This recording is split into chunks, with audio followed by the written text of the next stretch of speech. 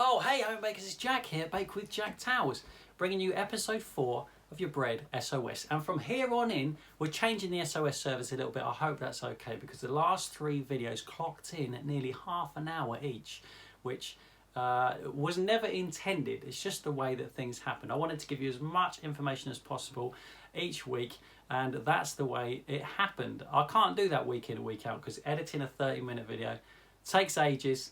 And so here's what we're going to do from now on. I'd like to make these videos more accessible for everyone and more immediate. I want to get to the core of your problems sooner, and so we're going to be answering 1 or maybe 2 questions in a video just like this each week to keep things relevant. The video is going to be shorter, they're going to be straight to the point, and if it was at all possible, they'll have even less of my incredible editing flair. So let's go into today's question, which comes in from Lisa in Michigan.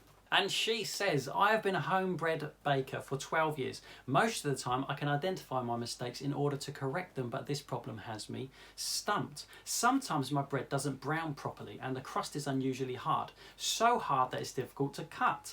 It seems like an increase in baking time would do the trick, but it doesn't help. Okay. This morning I had the pale hard crust problem. It's edible but not great. See attached photo. What am I doing wrong? Let's take a look at the photo.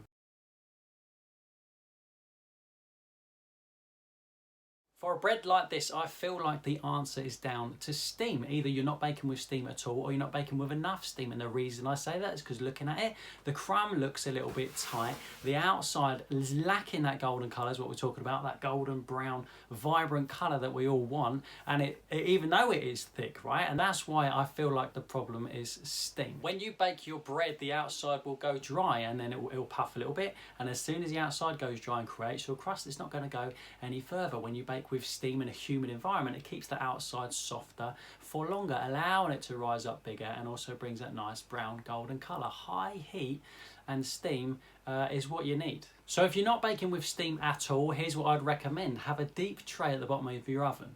When you're ready to bake your bread, boil a kettle of water.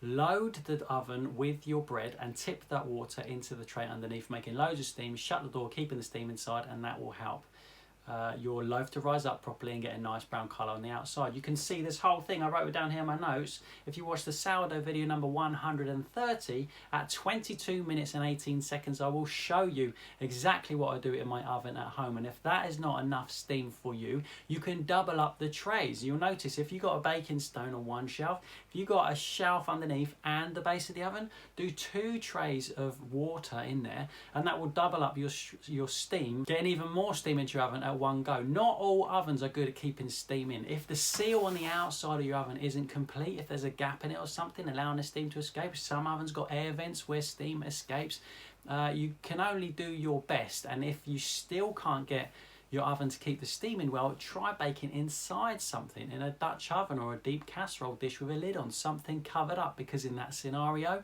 your loaf as it bakes, your dough as it bakes, moisture comes off of it and it creates its own steam within that contained environment. That way you won't even have to bother with doing steam in the first place, because it's already inside the Dutch oven or the pot in the first place. Does that make sense? Same question from Arleigh in British Columbia, that's in Canada by the way.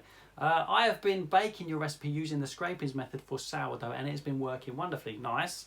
I used to use my Dutch oven for baking, but since using your method, I've just been using a stone with a water tray. My question is this: how can I get a darker crust? Okay, so if you have been using a Dutch oven, don't feel like you have to change to what I do. The reason I don't use a Dutch oven is because I always bake 2 loaves in one go. I never do 1 loaf of sourdough. And so without the Dutch oven, I get 2 loaves on my baking stone side by side like you saw in that video. I don't bother using the Dutch oven. If you get great results using your Dutch oven, use your Dutch oven. You don't have to just do what I do just because that's what I do. You know, give these things a try and settle on the method that works the best for you. It sounds like you need the oven to be hotter for longer. The first blast of heat when we're baking a sourdough loaf, we bake it really hot for that first bit. You can extend that bit if you want it to get browner, because the rest of the time after you've turned the heat down, it's just baking it through to the middle. So if you're not getting enough colour, extend that first blast of heat and hopefully it should get you nice and brown before you continue to turn down the heat and bake it for longer. Same question again in a slightly different way from Fernando in New Jersey. Thank you very much. My bread making burden is that all my breads come out light and pale instead of the deep brown they're supposed to be. Right. I use steam and have kept them in the oven rack for 10 minutes longer than the recipe says, but it still doesn't seem to work. Okay, if you're using steam and it's not working, and you're baking for longer and it's not working, play with your oven. You need to get to know your oven. All ovens are completely different. This is something I've learned from baking in other people's ovens all over the place in all their different houses for years and years in my classes. Once you got to get to know the oven first, right? And if you're baking at home, write down what you're doing the whole time. Use your oven in whatever way you use it in the first place. Change something for next time. You need to bake it hot and you need to use steam, but some ovens eject the steam. Some ovens, in an extreme case, for example with an agar, stuff in an agar seems to take ages to bake, ages to go brown, right? But when it does go brown, the crust is delicious and the inside is super moist. So play with the settings on your ovens and get to know it. Try baking for longer, try baking hotter, try playing with steam, but don't do all these things at one go, okay? All ovens are completely different. Change one thing for once, and then the next time you bake, change something different and see how it comes out. As long as you're making something edible, you've won the game, and everything else can be tweaked over time from one bake to the next bake to the next bake. You'll continue to learn, you'll continue to understand what's going on inside of your oven. Some people need to bake in their oven for a little bit longer and flip it upside down and finish off the rest if the heat is uneven, for example. There's loads of different ways you need to get to know your oven, and I hope that helps you out. So the key to a nice dark and golden crust is high heat and steam, whether that's achieved with 1 tray of water, 2 trays of water, or inside a Dutch oven creating its own steam.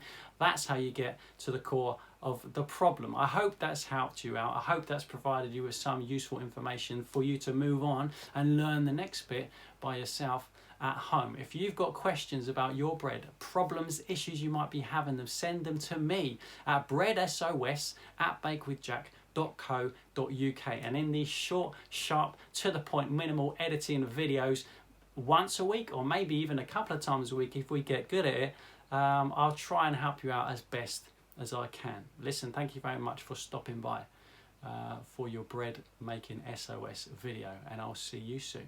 Bye bye.